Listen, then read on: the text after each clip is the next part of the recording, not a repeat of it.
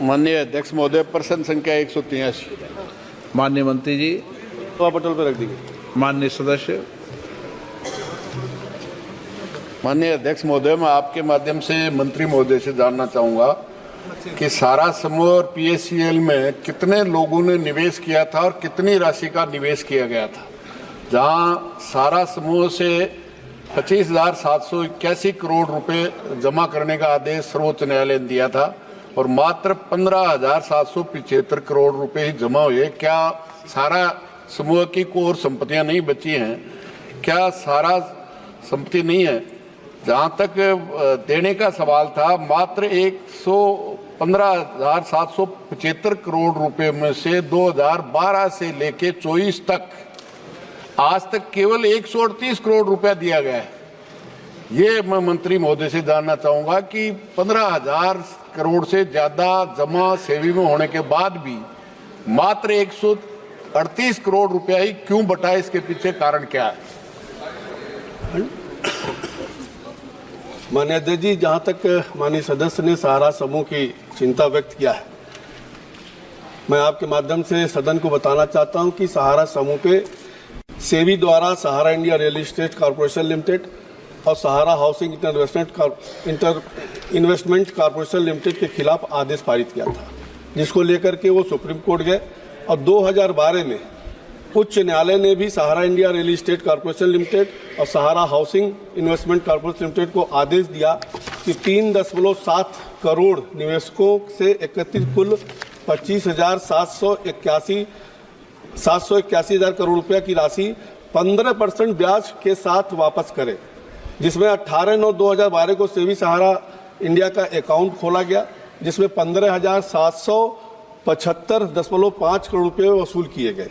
और 2023 से 18 के बीच में सुप्रीम कोर्ट ने सेवानिवृत्त न्यायाधीश श्री BN अग्रवाल के निगरानी में एक कमेटी गठित किया और उस कमेटी के द्वारा प्रचार प्रसार किया गया, जिसमें 17,526 लोगों ने ही केवल आवेदन किया, जिसके एवज में 138 करोड़ रुपया वापस किया जा चुका है।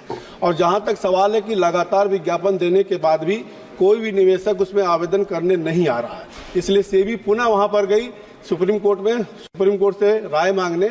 मैं सदन को अवगत करना चाहता हूं कि मोदी जी की सरकार, हमारे गृह मंत्री और हमारे कॉर्पोरेटिव मंत्रालय के अमित शाह जी को मैं बहुत बहुत धन्यवाद दूंगा कि सरकार की जो गरीबों की चिंता है उसको ध्यान में रख करके सरकार खुद अदालत जा करके अपील किया कि जो हमारे सहारा ग्रुप का 15,775 करोड़ रुपया जमा हुआ है, उसमें मात्र 138 करोड़ रुपया ही केवल निस्तारित हुआ है। उसको कहीं ना कहीं कोऑपरेटिव भी सहारा की ही कंपनी है, उसको कोऑपरेटिव में उसको पैसे को ट्रांसफर किया जाए। और माननीय उच्च न्यायालय ने उस पर 5,000 करोड़ रुपया कॉर्पोरेटिव मंत्रालय को ट्रांसफर भी किया, जिसमें अगर आप देखें वो भी पूर्व न्यायाधीश R सुभाष रेड्डी की निगरानी में काम कर रही है, जिसमें 29/7/2004 तक 4,36,526 लोगों ने आवेदन किया, जिसमें 374.11 करोड़ रुपया रिफंड किए जा चुके हैं। और ये बड़ी संख्या में जो एप्लीकेशंस आ रहे हैं उससे ये लगता है कि सिस्टम ठीक है, लेकिन उसके बाद भी 4 टोल फ्री नंबर रखे गए हैं ताकि कहीं ना कहीं जिसको दिक्कत हो, जिसको कोई सुविधा होती हो वो दे। इसलिए सरकार की मंशा है कि ज्यादा से ज्यादा गरीबों को पैसा उनको वापस कराया जाए। महोदय, मैंने तो 0.8% पूछा था कि सहारा और पीएससीएल में कितने लोगों ने निवेश किया था और कितनी राशि का किया था। मंत्री जी सरकार को धन्यवाद दे रहे, मैं धन्यवाद के लिए नहीं, प्रश्न मैंने पूछा कितने राशि निवेश की और कितने लोगों ने दोनों कंपनियों में की थी। सवाल ये पूछा, इसका उत्तर नहीं दे रहे मंत्री महोदय। जहां तक मैं समझता हूं सेबी सरकार की आप पीठ थपथपा रहे हैं। सेबी और सरकार ने उस कंपनी को ही कहा है, कंपनी को कहा दूध की रुखवाड़ी बिल्ली को छोड़ने का काम किया है कि सारा इंडिया लोगों के निवेश के पैसे लौटा देती तो स्थिति क्यों होती। आपका सवाल क्या है?